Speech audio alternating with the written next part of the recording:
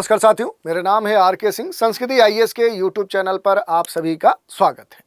आज के एपिसोड में हम जिस मुद्दे की चर्चा करने वाले हैं, ये मुद्दा जुड़ता है बांग्लादेश में रहने वाले हिंदुओं से, क्योंकि इन्हीं हिंदुओं की सुरक्षा से जुड़ा हुआ एक मामला, एक जनहित याचिका सुप्रीम कोर्ट में दायर की गई थी। सुप्रीम कोर्ट ने बांग्लादेशी जो हिंदू हैं, उनकी सुरक्षा से जुड़ी हुई जो याचिका है उसको खारिज कर दिया है। तो इसी मामले की चर्चा हम करेंगे, देखेंगे कि आखिर सुप्रीम कोर्ट ने इस जनहित याचिका को क्यों खारिज किया, ये पूरा मामला क्या था, इसके संदर्भ में आखिर मंत्रालय से क्या जनहित याचिका में मांग की गई थी, मंत्रालय ने क्या टिप्पणी की है, सुप्रीम कोर्ट ने क्या टिप्पणी की है, और इस पूरे मामले से जुड़े हुए जो अन्य पहलू हैं उन पर भी हम डिटेल से बात करेंगे। चलिए बात करेंगे मुद्दा क्या है। तो सुप्रीम कोर्ट ने बांग्लादेशी हिंदुओं की सुरक्षा से जुड़ी हुई जो याचिका थी इसको खारिज कर दिया है। आप सभी जानते हैं कि काफ़ी लंबे समय से जो बांग्लादेश है वहाँ पर तनाव की स्थिति देखने को मिली है। जब से वहाँ पर शेख हसीना की सरकार अपदस्थ हुई है, उसके बाद से ही वहाँ पर अल्पसंख्यक जो हिंदू हैं उन्हें काफ़ी प्रताड़ित किया जा रहा है, उन्हें अलग अलग तरह से परेशान किया जा रहा है। इस कारण से उनकी सुरक्षा को लेकर अलग अलग मंचों पर बात की जा रही है। मंचों पर ही नहीं, अंतर्राष्ट्रीय स्तर पे भी ये मुद्दा उठाया जा चुका है। इसी पूरे मामले में देखें तो एक न्यूज आई, एक जनहित याचिका सुप्रीम कोर्ट में डाली गई और इन हिंदुओं जो अल्पसंख्यक हैं बांग्लादेश में, उनकी सुरक्षा की मांग की गई। लेकिन सुप्रीम कोर्ट ने उनकी जो जनहित याचिका थी इन बांग्लादेशी हिंदुओं की सुरक्षा को लेकर, उस याचिका को खारिज कर दिया है। इसी मामले की आज हम चर्चा करने वाले हैं। बात करें कि ये पूरा मामला है क्या, तो जो याचिका है ये लुधियाना के व्यवसायी और परोपकारी जो राजेश ढांडा है, भगवान जगन्नाथ रथ यात्रा महोत्सव समिति लुधियाना के अध्यक्ष और इस्कॉन मंदिर संचालन बोर्ड के ये उपाध्यक्ष हैं, इन्हीं के द्वारा दायर की गई थी।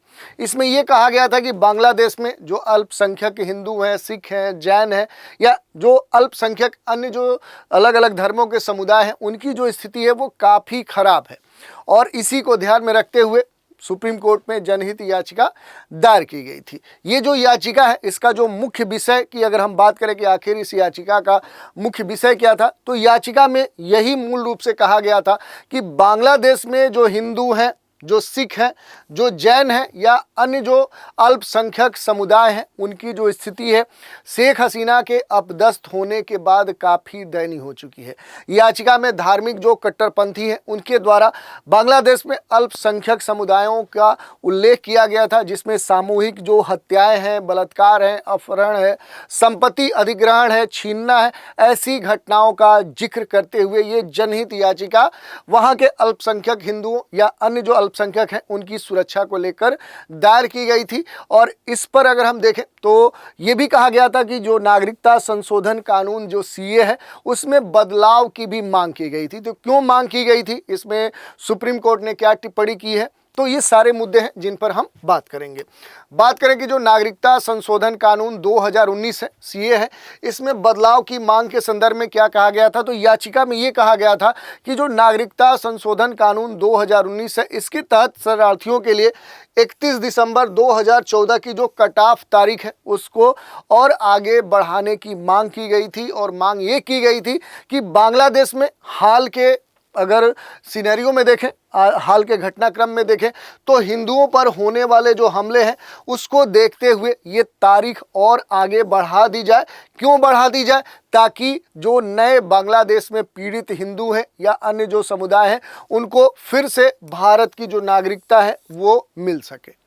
और इसी संदर्भ में देखें तो मंत्रालय से मांग भी की गई थी। इसमें विदेश मंत्रालय और गृह मंत्रालय से ये निर्देश देने की मांग की गई थी कि ये जो है, ये मंत्रालय है बांग्लादेश में भारत के हाई कमीशन और जो भी वहाँ पर धार्मिक और राज्य जो प्रायोजित उत्पीड़न है उसका सामना कर रहे जो हिंदू अल्पसंख्यक हैं या हिंदू अल्पसंख्यक के साथ जो अन्य समुदाय हैं, उनके लिए पर्याप्त जो कदम है वो उठाए जाने का आदेश सुप्रीम कोर्ट दे। इस पूरे मामले में देखें तो सुप्रीम कोर्ट की खास टिप्पणी आई है। याचिका की सुनवाई चीफ जस्टिस जो संजीव खन्ना है जो जस्टिस संजय कुमार हैं, इनकी पीठ ने की और कोर्ट ने ये कहा कि मामला भारत की विदेश नीति से जुड़ा हुआ है और भारत की जो न्यायपालिका है इसमें कोई भी हस्तक्षेप नहीं कर सकती है। किसी दूसरे देश के आंतरिक मामलों में हस्तक्षेप करने का जो अधिकार है वो भारत की न्यायपालिका को नहीं है और हस्तक्षेप करना संभव भी नहीं है। इस तरह की जो टिप्पणी है वो सुप्रीम कोर्ट ने की है और सुप्रीम कोर्ट की विशेष जो शक्तियां हैं अब उनकी हम बात कर लेते हैं, क्योंकि इसी संदर्भ में चूंकि सुप्रीम कोर्ट ने ये कहा कि इस तरह की जो शक्ति है वो सुप्रीम कोर्ट के पास नहीं है कि वो किसी दूसरे देश के इंटरनल जो भी उसके मैटर है उसमें हस्तक्षेप कर सके। तो थोड़ा सा हमें पता होना चाहिए कि आखिर जो सुप्रीम कोर्ट है इसकी विशेष शक्तियाँ क्या हैं, तो उन पर थोड़ा सा हम बात कर लेते हैं। जैसे प्रेरणादायक जो आदेश है, सुप्रीम कोर्ट के द्वारा दिए गए जो आदेश हैं, जो निर्णय है, ये सभी न्यायालयों के लिए क्या होते हैं, एक उदाहरण बनते हैं, एक एग्जाम्पल बनते हैं और इन जो भी मामले होते हैं, जो केस स्टडी होते हैं, उनके आधार पर आने वाले समय में अगर कोई मामला आता है तो उस पर भी अलग कोर्ट जो होते हैं वो आदेश देते हैं या निर्णय देते हैं। ये जो आदेश होते हैं ये न्यायिक दृष्टिकोण से महत्वपूर्ण होते हैं और पूरे देश में लागू होते हैं। कुछ विशेष कार्रवाई वाले कह सकते हैं अधिकार होते हैं, जैसे सुप्रीम कोर्ट को कुछ विशेष अधिकार प्राप्त हैं, जैसे कि जब देश के नागरिकों की स्वतंत्रता पर अगर कोई संकट आ जाता है तो वो जनहित याचिका पर भी कार्रवाई कर सकती है। इसके अलावा उच्चतम न्यायालय के पास अपनी इच्छा से मामले उठाने की जो शक्ति है वो भी होती है, जिसे अस्यु मोटू कहा जाता है, ये स्वतः ही उठ जाता है। इसके अलावा देखें तो अंतर्राष्ट्रीय मानवाधिकार उल्लंघन पर कार्रवाई का भी अधिकार है।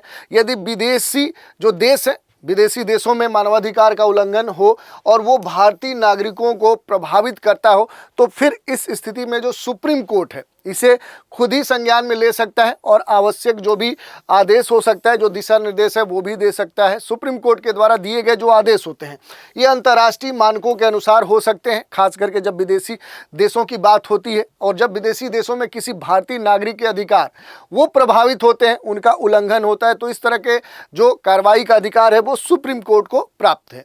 विदेशी मामलों में जो न्यायिक समीक्षा, ये भी अधिकार सुप्रीम कोर्ट को प्राप्त है। यह है क्या, तो देखिए सुप्रीम कोर्ट के पास ये राइट है कि वो विदेशी जो सरकारें हैं, अंतर्राष्ट्रीय जो संस्थाएं हैं, उनके द्वारा किए गए किसी भी निर्णय, किसी भी दिए गए निर्णय की जो न्यायिक समीक्षा है वो कर सके, जो भारतीय नागरिक या उनके अधिकार या फिर भारत की जो संप्रभुता है उसको प्रभावित करता हो। ऐसे बहुत सारे मामले आपने देखे होंगे जिसके संदर्भ में सुप्रीम कोर्ट ने हस्तक्षेप किए हैं। ये जो अदालत है ये उन मामलों में भी निर्णय दे सकती है जहां विदेशी अदालतों के द्वारा भारत से संबंधित मामलों पर निर्णय लिया गया हो। यदि वो निर्णय भारतीय संविधान के विपरीत हो तो सुप्रीम कोर्ट उसे क्या कर सकता है कि एक्सेप्ट नहीं कर सकता है। तो ये पूरा हमने देख लिया कि आखिर कौन से अधिकार हैं जो सुप्रीम कोर्ट को प्राप्त हैं और इसी के संदर्भ में सुप्रीम कोर्ट ने टिप्पणी की कि हम बांग्लादेश के आंतरिक मामले में हस्तक्षेप नहीं कर सकते, इस तरह का हमारे पास कोई राइट नहीं है। अब बात कर लेते हैं बांग्लादेश में, चूंकि हिंदुओं से जुड़ी हुई जो याचिका है वो सुप्रीम कोर्ट में दायर की गई थी कि वहां पर जो हिंदू हैं या फिर जैन हैं, सिख हैं, जो अल्पसंख्यक समुदाय हैं, उनकी स्थिति काफ़ी दयनीय है।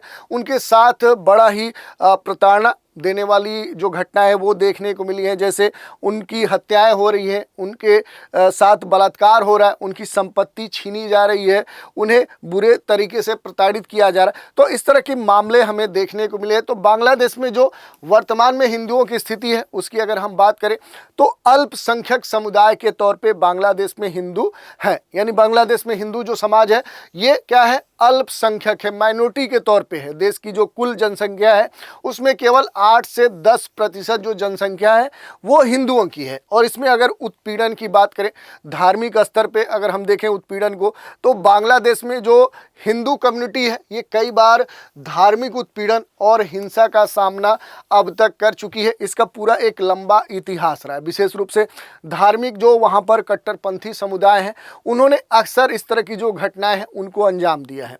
हिंदू जो महिलाएं हैं उनके खिलाफ वहां पर अपहरण की घटनाएं देखने को मिलती हैं, बलात्कार, जबरन धर्म जो परिवर्तन है, ऐसी जो घटनाएं हैं वो अक्सर देखने को मिलती हैं।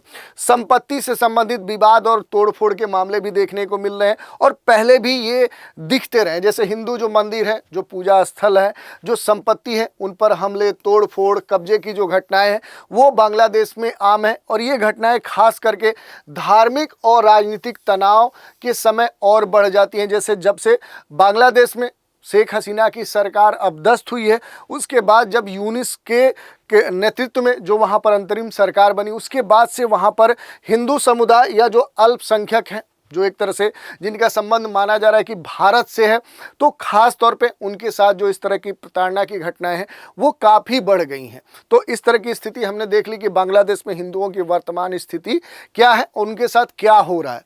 अब थोड़ा सा देख लें भारत बांग्लादेश की जो भौगोलिक अवस्थिति है। तो ये देखिए, अगर हम देखें कि यहाँ पर जो बांग्लादेश है और भारत है, इनके बीच में एक लंबी जो कह सकते हैं अंतर्राष्ट्रीय सीमा है वो साझा होती है, और इस कारण से भारत और बांग्लादेश के जो संबंध हैं वो स्थिर और कह सकते हैं कि सामान्य होने काफ़ी महत्वपूर्ण हो जाते हैं। दोनों देशों के बीच में देखेंगे तो 4000 से भी अधिक किलोमीटर लंबी अंतर्राष्ट्रीय सीमा यहाँ पर साझा होती है। इसके अलावा भारत के कई सारे जो राज्य हैं उनकी सीमाएं बांग्लादेश से लगती हैं, जैसे पश्चिम बंगाल, असम, त्रिपुरा, मिजोरम और मेघालय की जो सीमाएँ हैं ये क्या होती है कि ये बांग्लादेश से लगती है।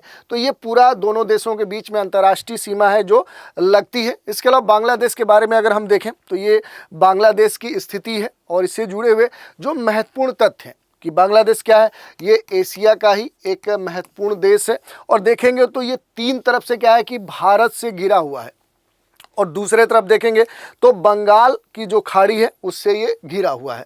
ये भारत से घिरा हुआ है, और इसके अलावा और कोई देश यहाँ पर देखें तो सीमित स्तर पे इधर देखेंगे तो जो म्यांमार है उससे इसकी सीमा यहाँ पर लगती है। इसकी जो राजधानी है वो कहाँ पर है, तो इसके मध्य भाग में जो ढाका है वो इसकी राजधानी है। और बांग्लादेश पहले क्या था, तो ये पाकिस्तान का हिस्सा था। इसे पूर्वी पाकिस्तान के नाम से जाना जाता था। क्या कहा जाता था? पूर्वी पाकिस्तान। लेकिन बाद में ये पाकिस्तान से अलग हुआ, और वर्ष 1971 में बांग्लादेश ने पाकिस्तान से स्वतंत्रता प्राप्त कर ली और एक स्वतंत्र राष्ट्र के रूप में स्थापित हो गया। इसके अलावा अगर देखेंगे तो यहाँ पर ऐसा कोई महत्वपूर्ण लोकेशन नहीं है। मूल रूप से देखें तो जो गंगा रिवर है वही आगे यहाँ पर बढ़ती है, आगे बढ़ने के बाद उसी का जो नाम हो जाता है पद्मा हो जाता है, फिर आगे बढ़ती है तो फिर उसका स्थानीय नाम परिवर्तित होता है, और फिर गंगा नदी यहाँ पर बे ऑफ बंगाल में कह सकते हैं कि उसका निकास होता है। तो ये हमने देख लिया। और दूसरी अगर हम बात करें तो इधर से क्या है कि ब्रह्मपुत्र नदी आती है, इधर से क्या है कि गंगा है, ये दोनों मिल जाती हैं और फिर आगे बढ़ते हुए बे ऑफ बंगाल में गिरती हैं। यहाँ पर छोटे छोटे आप देख सकते हैं कुछ आइलैंड भी हैं जो अक्सर चर्चा में रहते हैं। तो ये देख लिया हमने कि जो बांग्लादेश है उससे जुड़ी हुई जो महत्वपूर्ण लोकेशन है उनके बारे में।